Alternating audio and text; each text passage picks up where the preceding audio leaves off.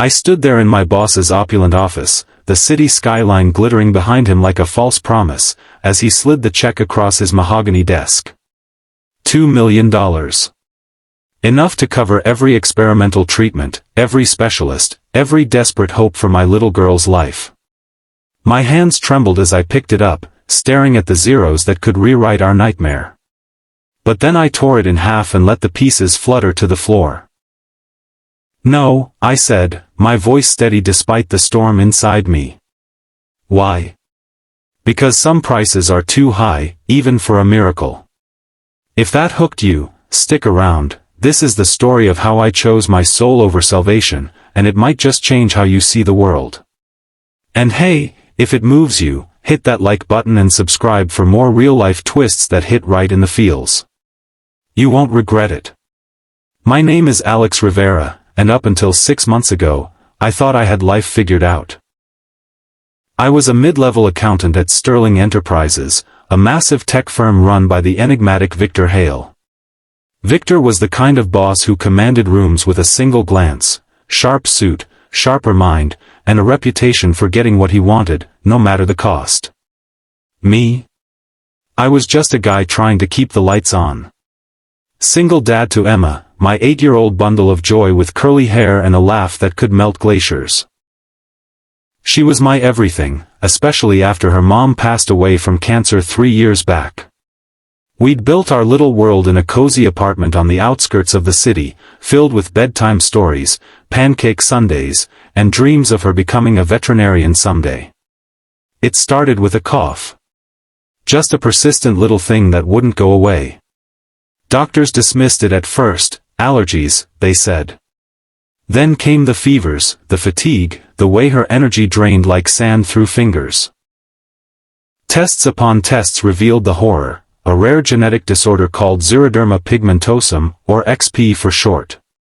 It's a monster that makes her hypersensitive to UV light, turning even a sunny day into a potential death sentence. Worse, it had progressed to complications affecting her organs. The treatments were experimental, scattered across specialist clinics in Europe and the States, costing fortunes we didn't have. Insurance covered basics, but the cutting-edge stuff? Hundreds of thousands per round. I maxed out credit cards, sold our car, even dipped into Emma's college fund. But it wasn't enough.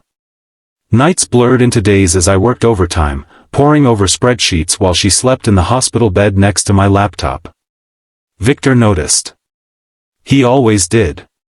One evening, as I was burning the midnight oil in the office, he sauntered in with that predatory smile. "Alex, you're looking like hell. Everything okay at home?" I hesitated, but the dam broke.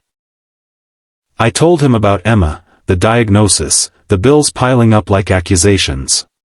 He listened, nodding sympathetically, his eyes gleaming with something I couldn't place. "That's tough, kid. Real tough. But hey, family's everything, right? Let me see what I can do." I thought it was just corporate lip service, maybe a small loan or a fundraiser. But 2 days later, he called me into his office. "Sit down, Alex. I've got a proposition." The air in that room felt thick, charged with unspoken deals. Victor leaned back in his leather chair, fingers steepled. "I like you, Alex. You're loyal, sharp. You've been with us 5 years, never missed a deadline. So I'm going to help you out." He pulled out a folder, sliding it toward me. Inside were details on a top-tier clinic in Switzerland, the best for XP cases, with a 70% success rate in trials. Cost, $1.8 million for the full regimen. My heart raced. "How?" I stammered. He chuckled. "Connections, my friend. But nothing's free. I need something from you in return." That's when the floor dropped out. Victor wasn't just a tech mogul. Whispers in the office hinted at shadier dealings, insider trading, data manipulation, even ties to offshore accounts that skirted laws. The something was simple: falsify financial records. Sterling was under investigation by the SEC for embezzlement. Millions siphoned from investors into Victor's personal ventures. He needed me to backdate entries, create phantom transactions, make it all look clean. "It's a one-time thing," he said smoothly. "You do this, Emma gets her shot at life. 2 million wired to you immediately, covers the treatment and a cushion. Think about her, Alex. What kind of father turns that down?" I went home that night in a daze.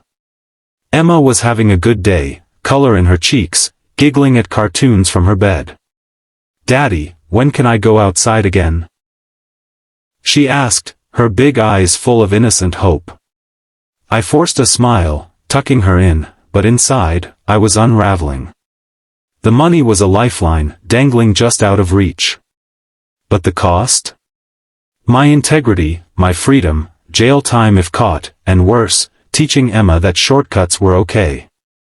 I paced the apartment, memories flooding in, my own dad, a cop who died in the line of duty because he wouldn't take a bribe. "Principles aren't just words, son," he'd say. "They're the backbone that keeps you standing when everything else falls." The next morning, doubt gnawed at me. I researched the clinic, real, reputable. Called a lawyer friend anonymously, the risks were sky-high, felony charges, disbarment from my profession. But Emma's latest scan came back, the disease was advancing faster. Doctors gave her months without intervention. I confided in my sister, Maria, over coffee. "Alex, you can't," she urged, tears in her eyes. "Emma needs you here, not behind bars. There has to be another way." We brainstormed, crowdfunding, second jobs, appeals to charities. It felt futile, but it sparked something, a community drive. I posted Emma's story on social media, not expecting much. Shares trickled in, then flooded. Strangers donated, old friends rallied. A local news station picked it up, turning our plight into a viral cause. Victor pressed harder. Daily calls, veiled threats wrapped in concern. "Time's ticking, Alex. Don't let pride kill your daughter." I agonized, the check burning a hole in my mind.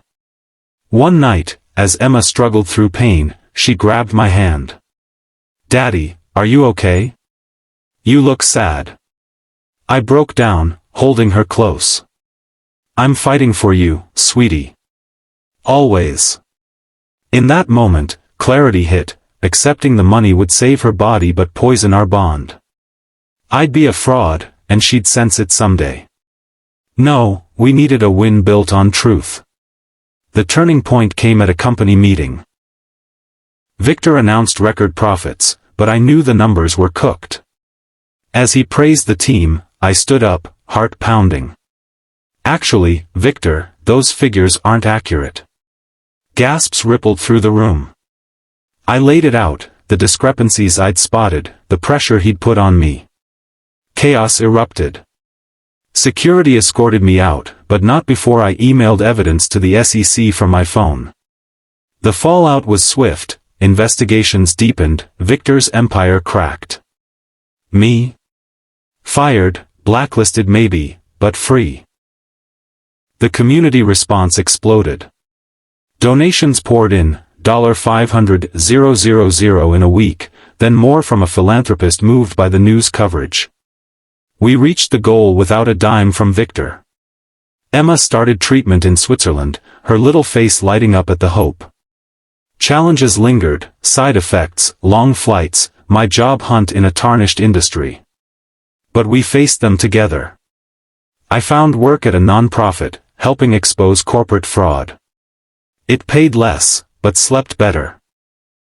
Months later, as Emma played in a shaded park for the first time in years, her laughter echoing, I knew I'd made the right call.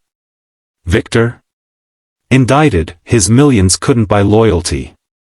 The lesson? True strength isn't in what you take, it's in what you stand for.